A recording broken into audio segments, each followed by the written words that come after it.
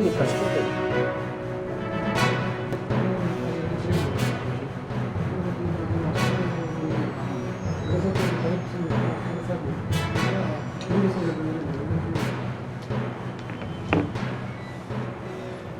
ಈ ಭಗವಾನ್ ಅವರು ಈ ಹಿಂದೆ ಕೂಡ ಹಿಂದೂ ಧರ್ಮದ ದೇವರ ಬಗ್ಗೆ ಅವಹೇಳನ ಮಾತುಗಳನ್ನು ಹೇಳಿದ್ದಾರೆ. ಅವರು ಯಾವ ಧರ್ಮವನ್ನು ನಂಬ್ತಾರೆ ಅಂತ ನನಗೆ ಗೊತ್ತಿಲ್ಲ.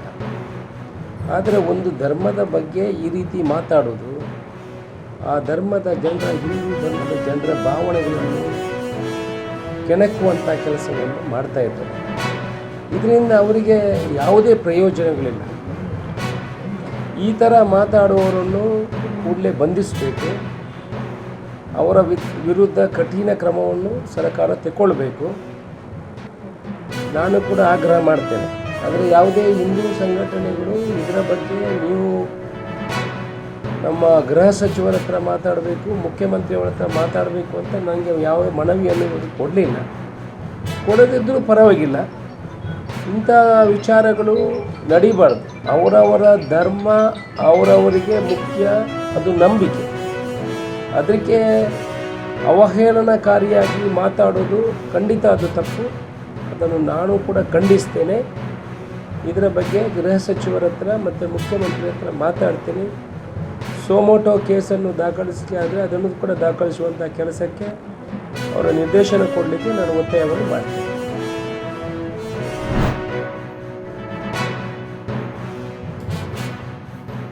ನಾವು ಅಧಿಕಾರಿಗಳಿಗೆ ಎಚ್ಚರಿಕೆ ಕೊಡ್ತೇವೆ. ಸರ್ಕಾರಿ ಯಂತ್ರ ದುರುಪಯೋಗ ಮಾಡಿಕೊಂಡ್ರೆ ಯಾವುದೇ ಅಧಿಕಾರಿಗಳಿರ್ಬೋದು, ಭಾರತೀಯ ಜನತಾ ಪಾರ್ಟಿಯಿಂದ ನಾವು ನೇಮಕ ಮಾಡಿದ್ವಿ ನಾಯಕರು ಏನೆಲ್ಲ ನಾವು ಏನು ಪಟ್ಟಿ ಕೊಟ್ಟಿದ್ವಿ, ನಮ್ಮ ವಿಶ್ವಾಸ ತೆಗೆದುಕೊಂಡು ಸರ್ಕಾರ ಇದೆ ಏನಾದರೂ PL, ಯಾಕಂದ್ರೆ ಅತಿ ಸೂಕ್ಷ್ಮ ಮತಗಟ್ಟೆಗಳು ನಿಮಗೆ ಗೊತ್ತಿದೆ. ಅತಿ ಸೂಕ್ಷ್ಮ ಮತಗಟ್ಟೆಗಳಲ್ಲಿ ಕನಿಷ್ಠ ಒಂದು 15,000 ವೋಟ್ಗಳು ಮೈನಸ್ ಆಗ್ತವೆ. ಮತದಾರ ಪರಿಶೀಲನೆ ಎಲ್ಲೋ ಒಂದು ಕಡೆ ಸರ್ಕಾರಕ್ಕೆ ಭಯ ಬಂದಿದೆ. ಕಳೆದ DK ಶಿವಕುಮಾರ್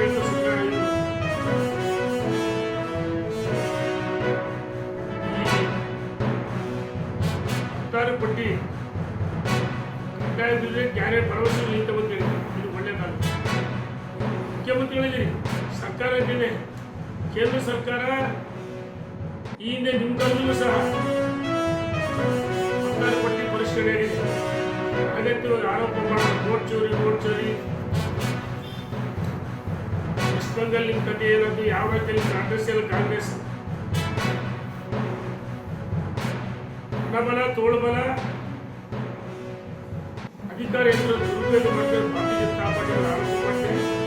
ಮತದಾರ ಪಟ್ಟಿ ಪರಿಷ್ಕರಣೆ ಪ್ರತಿಯೊಂದು ಗಮನಿಸ್ತಾ ಇದ್ದೀವಿ. ಅಧಿಕಾರಿಗಳು ಎಲ್ಲರೇ ಒಂದು ಕಡೆ ಸರ್ಕಾರಿ ಸೇವಕರ ಕೆಲಸ ಮಾಡುತ್ತೆ, ಸರ್ಕಾರದ ಏಜೆಂಟರ ಕೆಲಸ ಮಾಡಿದ್ರೆ ಸಹಿಸಲ್ಲ ಅಂತೇಳಿ ನಾನು ಎಚ್ಚರಿಕೆ